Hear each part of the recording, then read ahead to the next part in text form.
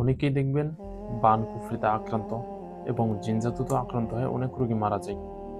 অনেক দেখে চিকিৎসা নিয়ে অসুস্থ হয় না। কেন সুস্থ হয় না? এখানে কিছু কারণ আছে।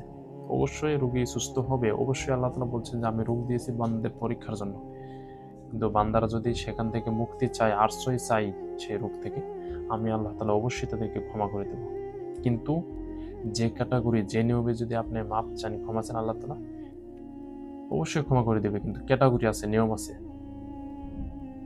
আপনার ব্যথার জন্য, সাধারণ ব্যথার জন্য আপনার পাইরিনল, নাফাক্সটা এগুলা কাজ করে,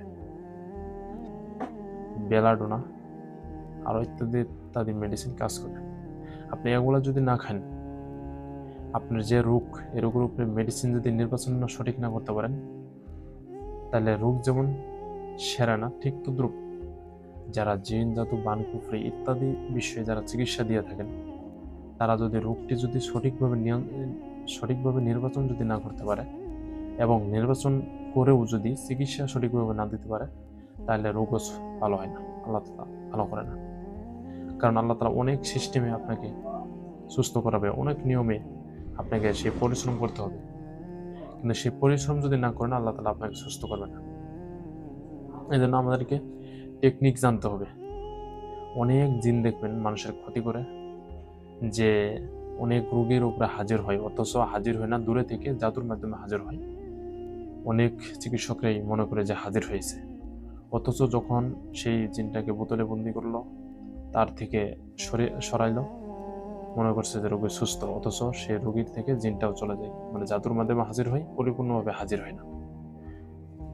পরবর্তীতে আবার দেখা যায় যে সে রোগীর উপরে সেই জিনটাই চড়াও হয়। এভাবে নিয়মিত, রেগুলার এভাবে হয় কয়েকদিন পর পর, সে রোগীটা সুস্থ হয় না।